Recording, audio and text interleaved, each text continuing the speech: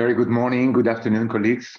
Welcome to this Evaluation Practice Exchange webinar organized by the colleagues from the Independent Evaluation Office of UNDP. It's a great pleasure to have you among us today on this webinar on how to evaluate the integration of leaving no one behind principles, a practical exploration using AIDA and other tools. AIDA reads for Artificial Intelligence for Development Analytics. My colleague Tina Tordman-Neve, who led the corresponding corporate level evaluation, joins me here today with 5 IEO colleagues who were part of the evaluation team. As you are aware, the UNDP Independent Evaluation Office conducts our evaluation in-house, meaning that all the data collection, analysis, and report writing are led by our staff members with specific contribution by external consultants.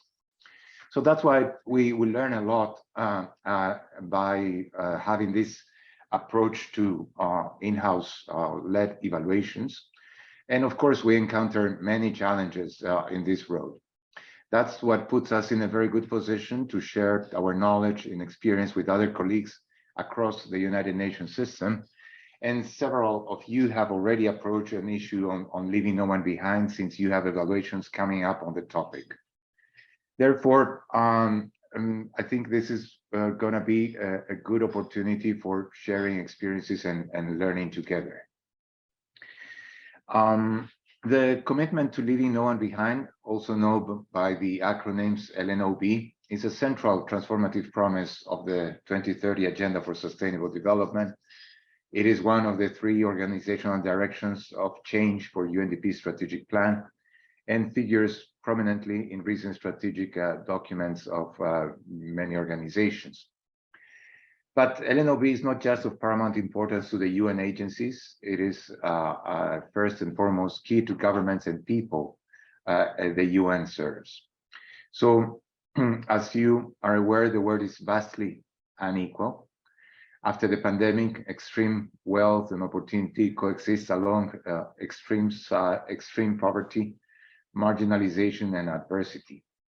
And we see that the poorest half of the world's population owns a negligible share of the global wealth, while the richest 10% owns 3/4 of all wealth. So all these disparities have been exacerbated by the pandemic, and that's why it is important to really make stronger efforts to operationalize the principles of leaving no one behind, including equality, equity, and non-discrimination. That's why we want to share with you the results of a formative evaluation that explores the extent to which these principles permeate key areas of UNDP program support and operations, and made recommendations for deepening their integration. But today we won't delve deeper into the content and the recommendations of the evaluation. We want to concentrate a bit on how the evaluation was designed, what methods were used, what practical tools did the evaluation team find useful to assess the broad topics of leaving no one behind. And that's why, without much further ado, I would like to pass the floor to my colleague, Tina. And once again, many thanks for joining us in this webinar. Excited to have you among us. Over to you, Tina. Good morning, good afternoon, good evening, everyone. All right, so it's a great pleasure to be here with my wonderful in-house team. Perhaps you can put on your videos and wave. Jin, Sonjuhi, Claudia, Rim, and Anna. And there are also 2 senior colleagues that were really important critical friends to our evaluation, Ana Rosa and Heather. And we will be together facilitating today's EPE and moderating the breakout rooms. So this evaluation, leaving no one behind, and how UNDP has integrated those principles, has really been very challenging for us for a number of reasons. One is the very vast scope. Leaving no one behind is an integral part, as Oscar said, of Agenda 2030. It's the strategic plan objective for UNDP, and it concerns both programs and operations. And in terms of the level of analysis, we were constantly in between, on the one hand, wanting general enough messages for the board to be interested in, because this evaluation was just presented to the executive board in February. And on the other hand, wanting to do justice to the people we serve and the people that are at risk of being left behind. So really making their voices heard and their lived experiences as well. The evaluation was formative. And the reason for this is that integration of leaving no one behind principles is still ongoing in UNDP. And so we chose a methodology that would be growing with the integration and would have participatory elements such as a learning group around how the evaluation was designed and done and what different things mean, how to make sense, how do people in country offices actually operationalize leaving no one behind. And that was very helpful for us as a team. So today we'll be focusing on three things. On the one hand, the concepts around LNOB, then the methods we used for assessing integration of LNOB, and then some tools that we think may be helpful for others that are also starting to assess this issue. So let me start out with the concepts. The first important thing to know is that LNOB actually has been broken down by the chief executives of the UN into three kind of sub-principles, which is really helpful because that makes it already a little bit more measurable for us evaluators. And those three sub-principles are equality, equity, and non-discrimination. There is some confusion around equality and equity and what the differences are, and I have a visual on that coming up. There are also 5 intersecting factors that have been identified. Here you can see UN SDG guidance that was first issued in 2019 and then revised. And you can see here 5 kind of Olympic circles: vulnerability to shocks, governance, socioeconomic status, geography, and discrimination. And the idea here is that these are factors that overlap and build on each other and marginalize people. So especially at the intersection of those circles is where people are most left behind. So again, here you can see the very vast scope. LNOB is not just about gender and disability and age and those factors of identity that here would be subsumed in the discrimination bubble, but also about those other factors that you see here on the screen. So sometimes people wonder how do you get to no one left behind? And it's interesting because there are many answers already in the concepts that I just showed you. So on the one hand, the 2030 agenda statement made by the General Assembly itself gives us a clue. It actually does not only talk about leaving no one behind, but also about reaching the furthest behind first. So in a way, it's a double promise. Reach the furthest behind first, and that will lead to no one left behind. This is where we should start. This is where we should focus. The furthest behind first. Very hard to do, and our operations in the UN are not currently always created in that way because we're often after numbers. We're after the low-hanging fruit sometimes to show results. So reaching the furthest behind first is, of course, very hard. On equity and equality, this is the visual I was referring to, and you can see that equality is giving everybody a bicycle, but equity is giving people a bicycle that is according to their needs and that fits their specific individual circumstances. In the evaluation of UNDP's integration of LNOB principles, we found that UNDP is doing pretty well on integrating equality principles throughout its work, but less so on equity. And the factor UNDP is most behind on is non-discrimination. So really going out and speaking up against injustice and working with a broad societal base to leave no one behind. So the methods we use to assess LNOB and RFBF, the reaching furthest behind first, were manifold. Here you can see the 5 main streams of analysis that we used. So on the one hand, it was an institutional assessment where we looked at the internal functioning of UNDP, including its human resources, which should of course be walking the talk of diversity, equity, and inclusion. We also looked at M&E systems and other institutional parameters. Then we had a study of comparator organizations, which was really interesting. Since Oscar said LNOB is everybody's business, it's governments are working on it, the UN organization, civil society, as it's part of the SDG agenda, it was fairly easy to find 10 good comparators that we can really learn from as UNDP, and by looking at how do they operationalize this issue and how do they make strides. We also included a civil society organization survey, and here the logic was that civil society would be closest to potentially left behind population, perhaps closer than government can reach into the depth of society, or certainly the UN entities can. So we really wanted to engage with civil society to learn more about left behind populations and how UNDP's interventions support or help them.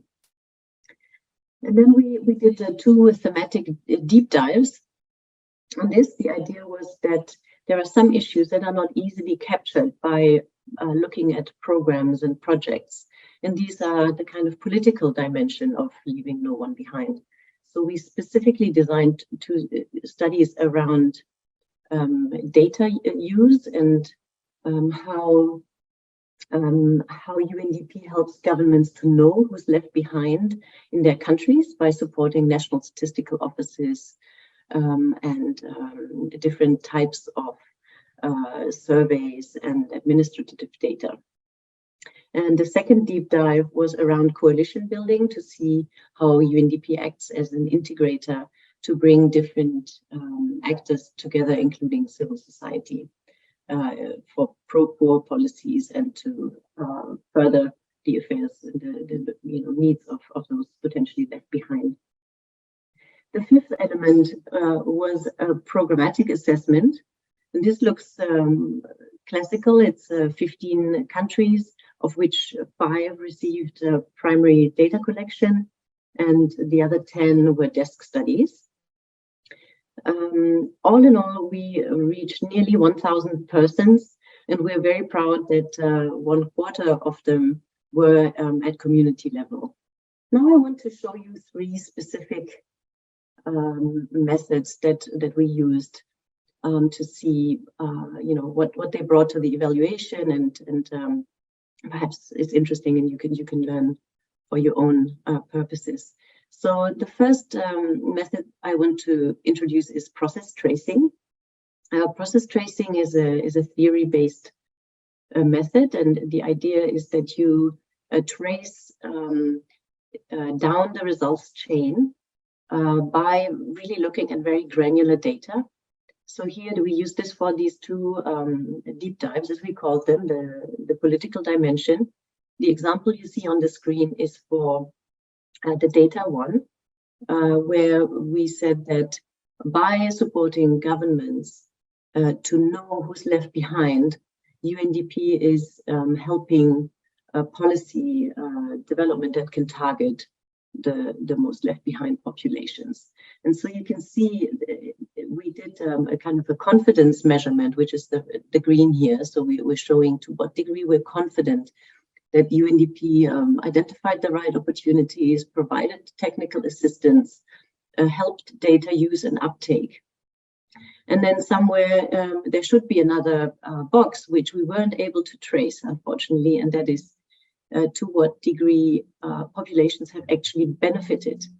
But here we found that the results chain was kind of broken, and we had to come at it from a different level, because through those meeting minutes and track changes in documents and all these specific data sources we asked for the process tracing, we could not get to the lived experiences of people on the ground. So we had to supplement process tracing, which was great and very scientific, hard to do, but a great experience, with something else.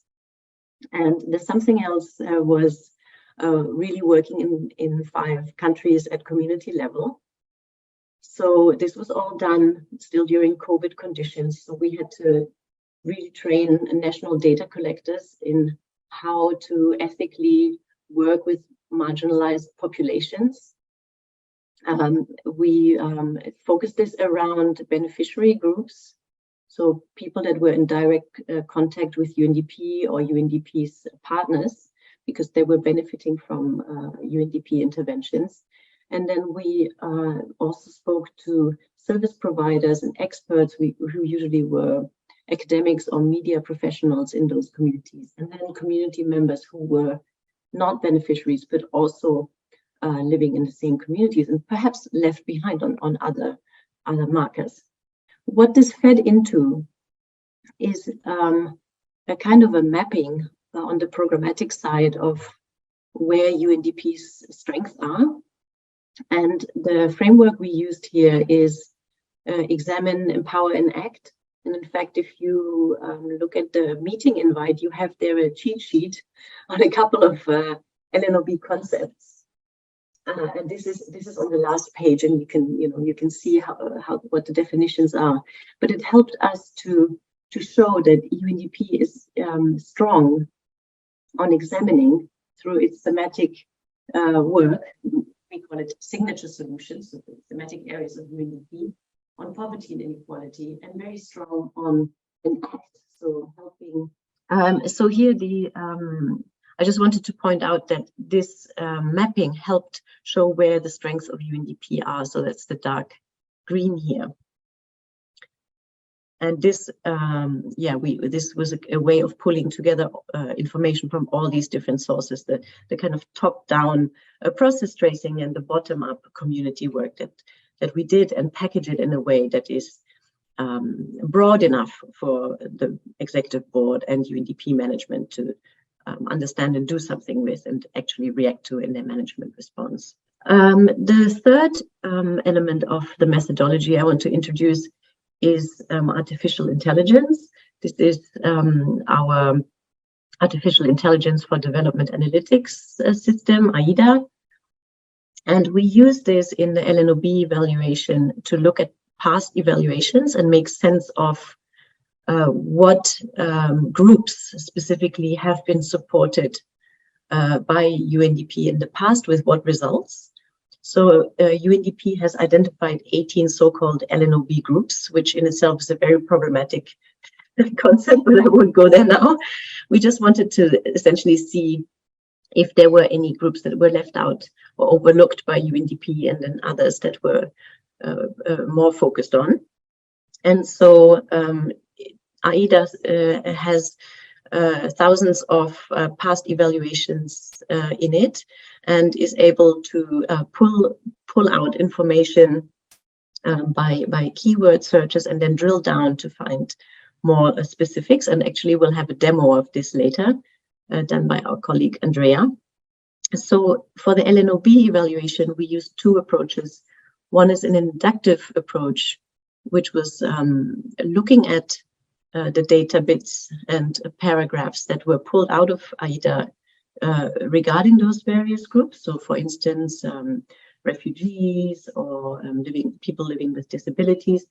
And then we could make sense of this with the human brain, reading through and also looking at subcategories, as I said.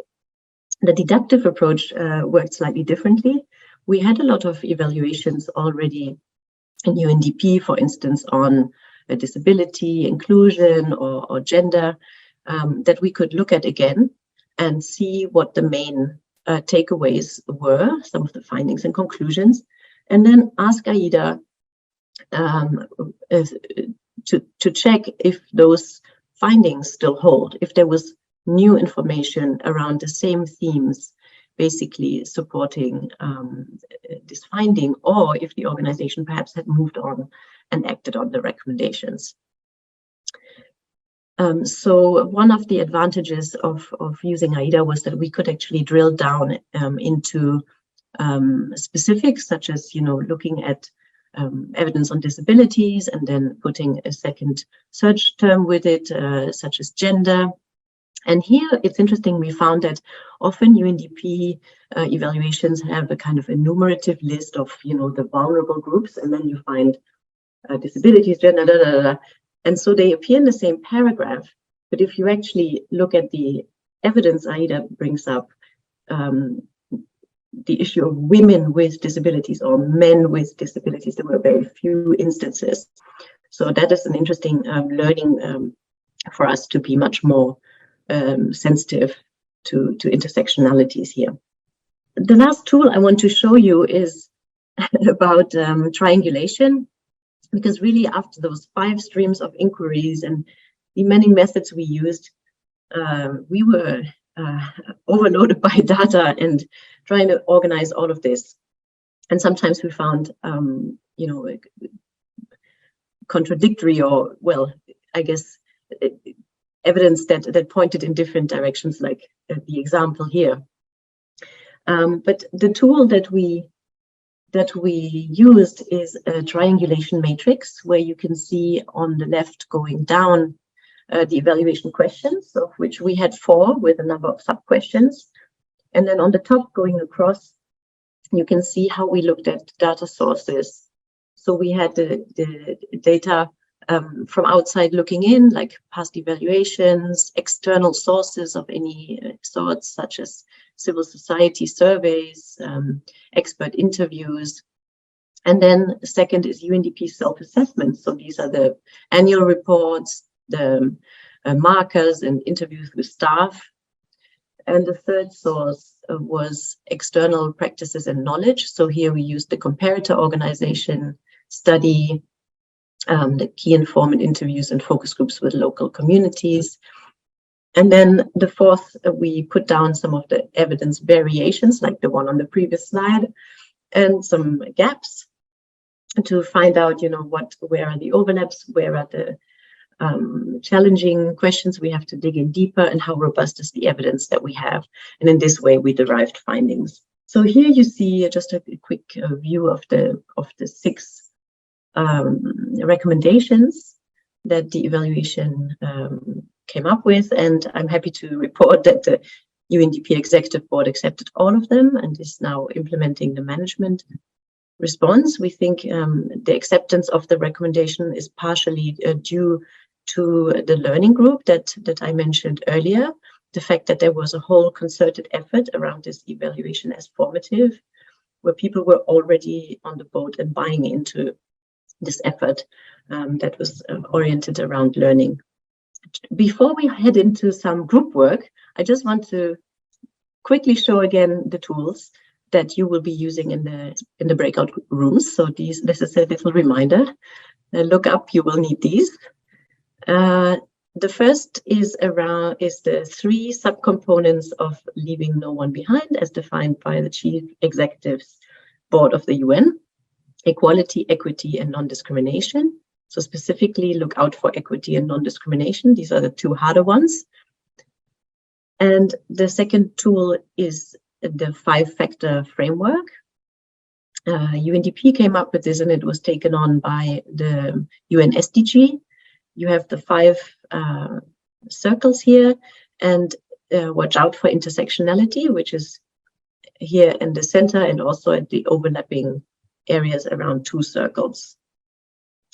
And with that, we can head out into the breakout groups, where we'll be looking at some scenarios, and we will be discussing if the scenarios are around equality, equity, or non-discrimination, or perhaps about several of them. and we will be using the 5-factor framework in practice. After that, we come back to the plenary and we will get a demo of the AIDA platform. So I think with that, Ehab, you can send us off into the breakout rooms. Okay, welcome back, everyone. How was this exercise? What did you learn? Anyone who'd like to share with all of us? Hello, everyone. I'll quickly introduce myself. I'm a JPO evaluation analyst at IOE in IFAD in the headquarters in Rome. I thought this was a very interesting exercise, actually, because I initially thought that the two frameworks, for me, the one on equity, equality, and discrimination would offer more insight only on power structures and how power was distributed, and that the other one would give me a better overview of the different sections and factors and sort of context.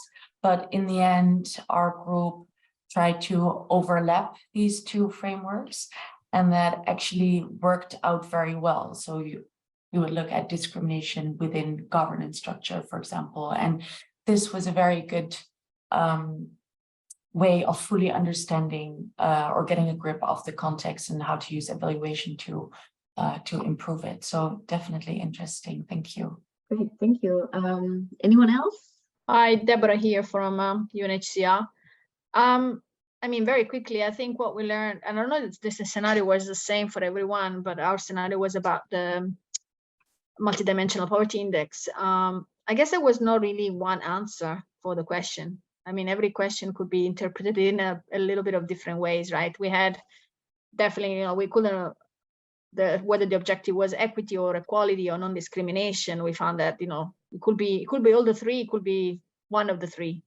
And I think also, especially, I think the non-discrimination part, maybe that was not directly a result of the implementation of multidimensional poverty, the use, of the multidimensional poverty index and the targeting of the population based on that, on the public policies, but it was more about, was not the direct results, but it was more like a sort of a consequence of whether, if you use the multidimensional poverty index to to have public policies that do target the most vulnerable, then as a result, you avoid the discrimination. Therefore, you have the non-discrimination because you bring to light those populations that may be overlooked on purpose. So, yeah, so I think it was interesting to see that it could be really looked at in different ways. Thanks. I thought it was extremely enlightening. And in fact, my thoughts went a little bit into a different direction, like the need for institutional development and, our own capacity building, because of course, this is an evaluation that has results that should be used in the very institutional setup of the UN. How are resources allocated, how projects and programs being approved, what type of research are we doing? So everything should be looked at through that lens. So rather than this being a single evaluation, it should, be the start of a launch, of a different way of examining everything that we are doing, because it's also about procurement, and it's also about the selection of consultants and so on and so forth. Yeah. So if you apply these lessons just to the very setup of the UN, then a lot of work is ahead of us. I mean, if you take this principle, no one left behind, very seriously, then of course this would be a revolution. But I think, we need to pursue this utopian discourse, because after all, world of peace is one of equity and equality and non-discrimination. It's very clear. So thank you so much, Tina and team. This was really enlightening. Thank you so much. And actually, as I was listening, I was texting my colleagues saying, well, we need to do an evaluation of that sort as well. We need to build on that. We need to really think about this institutional change, because, one thing is, looking, of course, at, how we are targeting people on the ground. But the other one is, how are our processes and policies informed by this? Thanks a lot. Anyone else on this question? Or otherwise, we have another question. What challenges did you come across? And I just chat. Oh, sorry Please. to interrupt, Tina. Go Oh, ahead. sorry. Thank you. I just had one thought that came to me during the workshop, and kind of we looked at 3 different scenarios in our breakout room. Sorry, and to me it almost appeared like you could almost apply a bit of a hierarchy in terms of saying, you know, does this intervention deal with non-discrimination, or is it dealing with equality, or is it dealing with equity, sort of as a way of progressing in terms of looking at what's being achieved. That was just something that came to me. I don't know if colleagues have any thoughts on that. That's interesting. So what would be at the top of your hierarchy? Equity, I suppose, with equality underneath, and then sort of non-discrimination as like the first kind of the first step. You know, not discriminating actively against people. The second step would be trying to ensure some level of equality, and then moving towards equity was the way I perceived it anyway.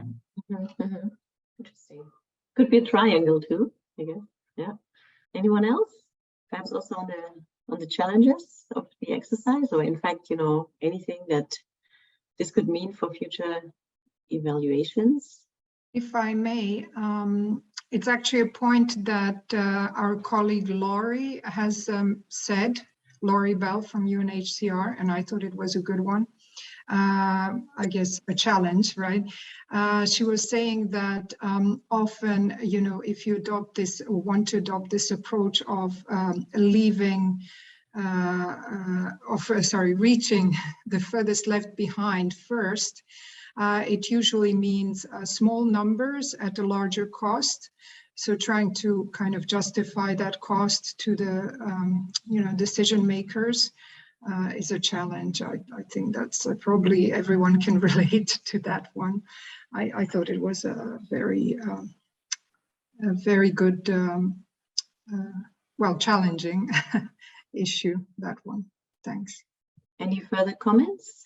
Okay, so we've heard a lot of very important points from you, that there's all the connections between the various frameworks, and really in looking into LNOB and RFBF, we have to look at the overlaps, because that's where the interesting stuff happens. Somebody said this is about interpretation. That's very important for us as evaluators when we assess this issue. It's about asking the smart questions more than you know, finding the very clear objective data. We're in the realm of interpretation here. LNOB as a lens for everything, including procurement and institutional issues, capacity, very important. And then this question of hierarchy of the 3 elements, how they fit together. And of course, all the issues around reaching the furthest behind first, and how seriously we really want to take this as a UN family. I think this is a big open question, and also one that the management response of UNEG EPE on this evaluation has a little bit dodged, I would say. They're not quite clear on this, and you know, for the reasons that were just you know, evoked, the cost and so forth, we're not sure, you know, if we will see change there, but at least it's being discussed and the board was interested. So that's already something. All right, excellent. Thanks a lot. So let's shift gears a little bit and look specifically into how AIDA was used as part of this evaluation. This is something that the EPE committee had specifically asked us. Because I think many of you had questions about this or were interested. So I would like to welcome Andrea Arenas, who's an AIDA specialist in the IEO, to walk us through this. And there will also be a little demo where all of you can play around a little bit with the tool itself to familiarize yourself. Andrea, over to you. Yeah, thank you, Tina. Hi, everyone. Thank you for joining. Yeah, I think what we're going to do is a little demo, and maybe we are not going to replicate exactly how we use AIDA for the LNOB, but the idea is to show you how you can use the platform and to show you the ways in which we used it for the evaluation. So you can then also maybe like replicate these tools for your own evaluations or projects. So please feel free to interrupt whenever you want. So I want to just very quickly show you the AIDA pipeline so that you can have a better understanding of what's in behind the scenes, so that you can better understand what's in the web portal.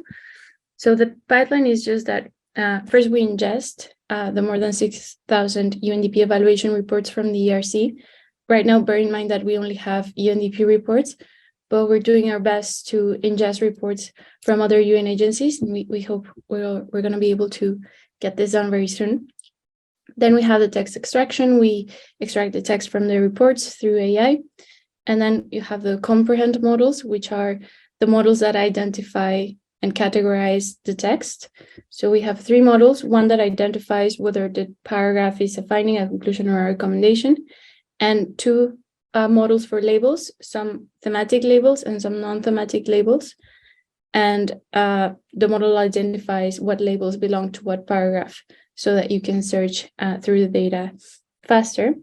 And then this goes to the search engine, which is what we're going to use right now, which is the ML-driven search engine, where you can filter the output and where you can easily export to Excel. So now we're going to go to the web page. I encourage you to open the page and maybe we can do some of these things together. You just type aida.undp.org. And here you have the home page. You also have this about page where you can see a little bit about AIDA. And you also have these 2 videos. One is an introduction to AIDA and one is a tutorial. So this you could also share with your teams or go back to. This is like summarizing some of the things we're gonna do right now. So then you go back to home and you can search for something, let's say quality. And here you're gonna see that here you have your search results. So for equality, you have 98,000 results, some findings, conclusions, and recommendations. And if you read the LNOB report, the finding number 2, I think, is about how UNDP's leadership and support is a lot stronger in equality when compared to equity, for example. So we can try right now and search for equity, and you'll see that in line with this finding, the number of results is a lot less. So right now, this is already like can help you see where and how many results you can expect to find in the evaluation reports per query. And here you have, let's go back to quality, but I should encourage you to go on the page and type whatever you want right now. And here you have your results, finding, conclusions, and recommendations. Bear in mind that this output page only will let you see up to 1,000 results. So you can only see the 1,000 most relevant, and you can also only export the 1,000 that are most relevant. And here you can see how a piece of evidence looks like. So you have the title of the report where the paragraph belongs to. You know that it's a finding. It can be a recommendation or a conclusion. And you have the labels that are what the comprehend model is identifying as tags that are relevant to this paragraph. In this case, capacity development, communication, gender equality, and gender mainstreaming. And here you have this link where you can download the evaluation report. So you can just click here and open the evaluation report. And here you can quickly, with a search, see exactly where this paragraph is located in the report and try to get more context if you're interested in. And with here, this link, you can also go to the ERC link of where the report is. And here you have all the details and the metadata of the report. You can even see, for example, the main recommendations and the management response. And I think this can help you like get a quick glimpse of the context of the report. And then if you go back, you also have this thumbs up, thumbs down option. So you can provide feedback on whether this paragraph is actually related to your query or you think it's not that relevant. And then here you also have the filters that you can use.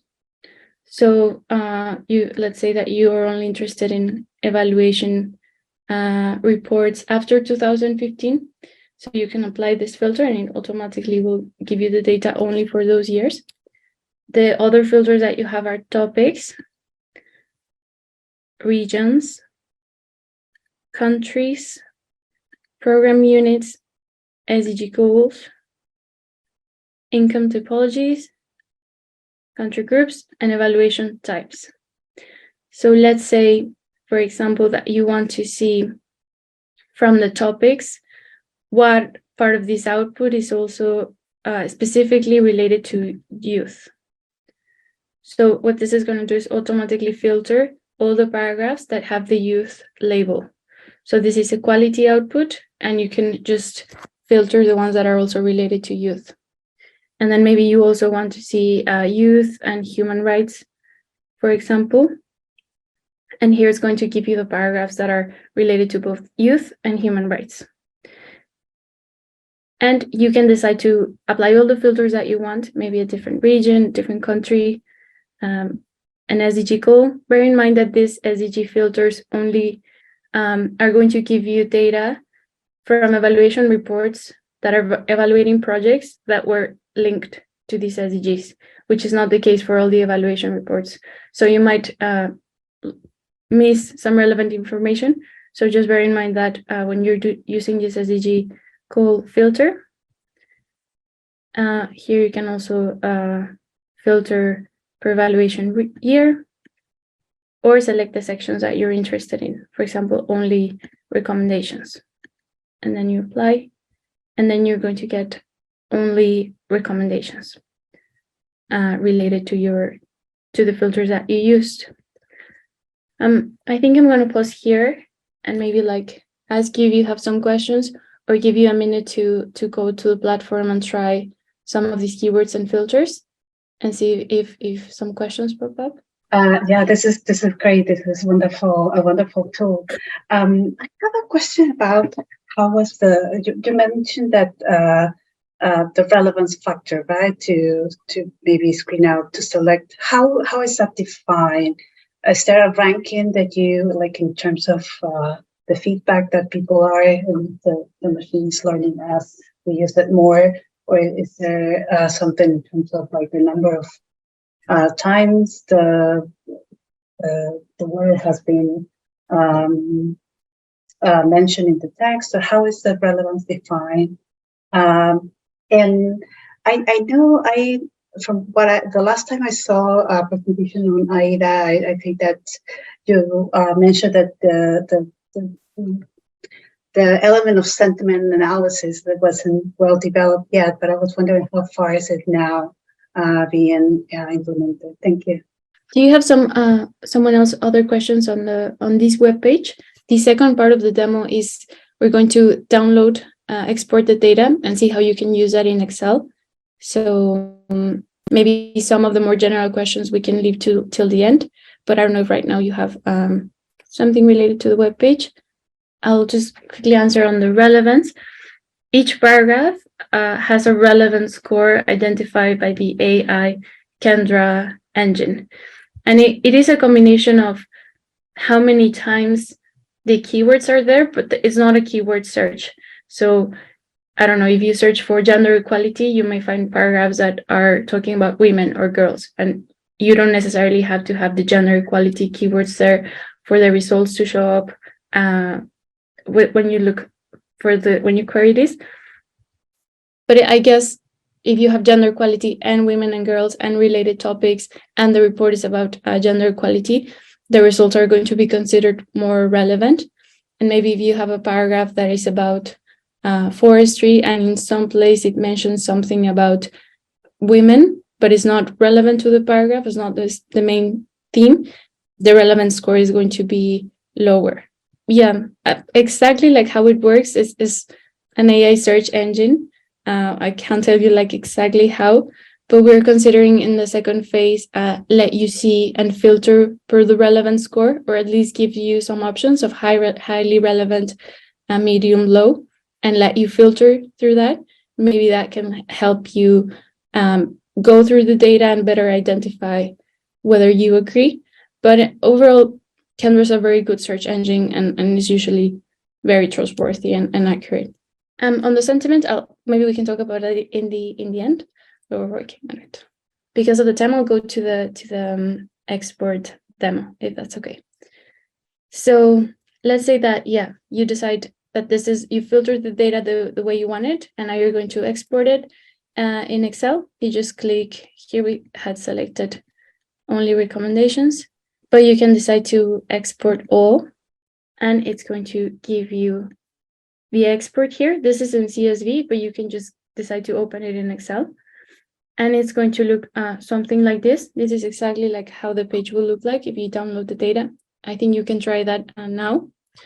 And here you have the title of the evaluation, the ID, the output type, the search output labels, the type of the evaluation, the unit, region, country, year, expenditure, the quality rating, and the ERC link. So you can always go back to the report. And here, let's say, for example, that you want to build your corpus of data using maybe different keywords, different filters.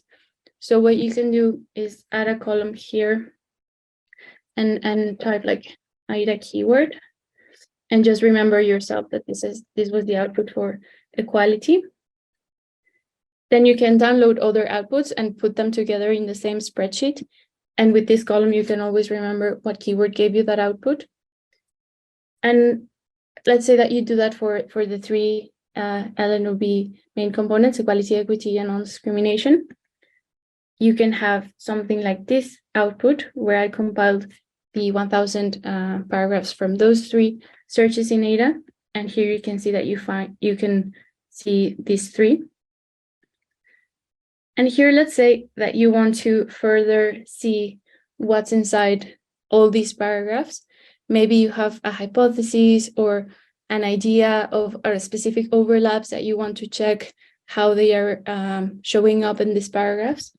So what we do a lot of times is we add a column to search for specific keywords that we're interested in for that specific evaluation within the paragraphs. So here, what you can do is you type or is number search. And then you can type keywords that you are interested in and that you want to search. So let's say, for example, poverty, poor, whatever keywords that you're interested in. Then you just tell Excel like where to look for these keywords. And then you close the formula. And here you can just do this for all with this double click. You apply that formula for all the rows. And let's say that you want to do this for signature solutions, which are UNDP's cross-cutting approaches to development in our current strategic plan, which are poverty, governance, resilience, environment, energy, and gender. So because of the time, I did that already here. You have these columns, and you can see that the keywords that I selected are specifically related to the signature solution. You can choose the keywords that you want, ideally with a methodological framework on why you're choosing certain keywords, which ones are better, etc. And with these, you can already just like filter through for poverty. Let's say that you want to see the paragraphs that in your output that are related to poverty, but also to gender, and maybe also to environment. So you get a much shorter list of paragraphs that are related to both poverty, environment, and gender. And here you can just go and read the paragraphs and see whether there's something interesting for you. You can use the country filters, the years, and try to find those specific pieces of evidence that you're interested in. Or what you can do is also build some pivot tables to further analyze these data.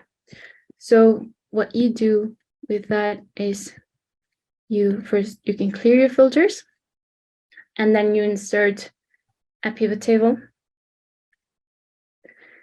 And here, I don't know if you're familiarized with pivot tables. For those of you who aren't, we can just do one together very quickly.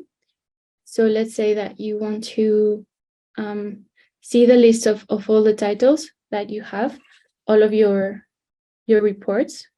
This is the full list of reports in your output. So you would put that here in the rows, top to down. Columns are left to right. Values are when you want to count something, and filters are when you want to add a filter to only show you the lists of specific filters. So for example, let's say that we want to add year as a filter to only show us the reports for a specific year. And then let's say that, for example, you also want to group per region. So now you can put the region also in rows, and that groups the reports per region. Africa, Arab states. And now let's say that you want to count the number of reports that you have. So you just go to the title, you put it in values where you count, and now you have here the count of all the titles. And you can disaggregate per region and just see how many reports you have per region. And here now, hopefully now it works. You can, let's say, only show me the reports for 2020. Another thing that you can do is add the quality rating in the columns, for example. And now you can see how the reports per region are distributed per quality rating. So moderately satisfactory, unsatisfactory, and unsatisfactory. And you can do like really all kinds of things with these pivot tables. It depends on what you're interested in. Another thing that you can do is build a pivot table to use the filters that you created and see how, for example, poverty is distributed across the regions, poverty-related paragraphs. So you put poverty in columns, in values. You have your regions. You can filter, just tell me the ones that are true for poverty. And here you can see that you have this distribution of true paragraphs that are related to poverty per region. So global is, of course, a region that has more poverty-related paragraphs. And you can do this for all the signature solutions, for all the columns that you decided are relevant. Here, I just did that for you because we don't have a lot of time. So here you can see if we add a conditional formatting, that, for example, for this output, the biggest overlap that you can see is gender. So you have more paragraphs for equality, equity, and non-discrimination related to gender. For the solution where you have less is energy, which is in red, and these are like orange, yellow, somewhere in between. But you can just like, with using this pivot table, clearly see that one of the biggest overlaps is with gender. So I'm going to stop here because we don't have a lot of time, but we're happy to answer your questions. Thanks so much, Andrea. And you can see, colleagues, how this helped us with the color-coded table by signature solution that I showed earlier. So one means of triangulation here presented by Andrea. Please, we have time for just about 1 or 2 questions before we close, if there's anything. Yeah, there's a question in the chat.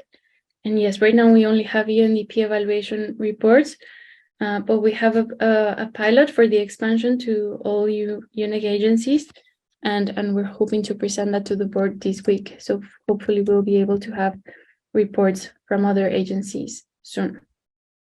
And I remembered regarding the sentiment that you were asking, we're also working on that now on the phase 2. So we're trying to build an AI model that can identify when a paragraph, when the evaluative assessment in a paragraph is saying something positive about the project, something negative, mixed or neutral.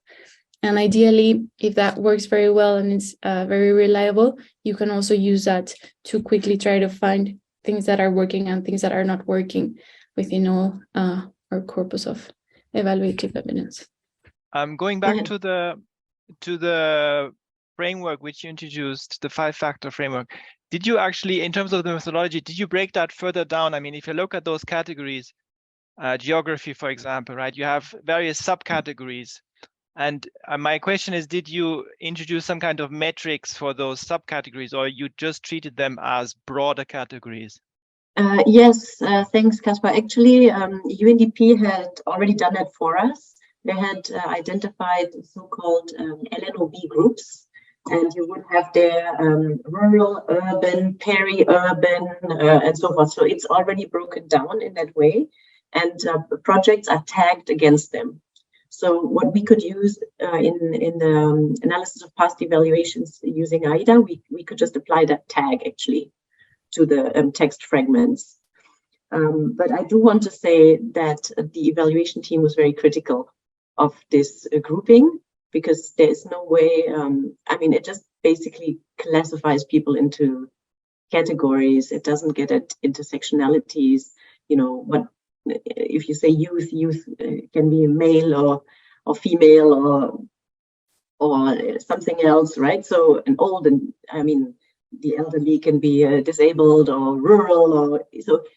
We were kind of using these subcategories that were there in UNDP, but also making the point that actually this should be revised with the 5-factor framework in mind.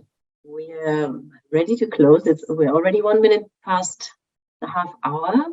Then let me just thank everyone on behalf of the IEO for joining today's meeting. Special thanks to Claudia Villanueva, who has prepared the webinar with me.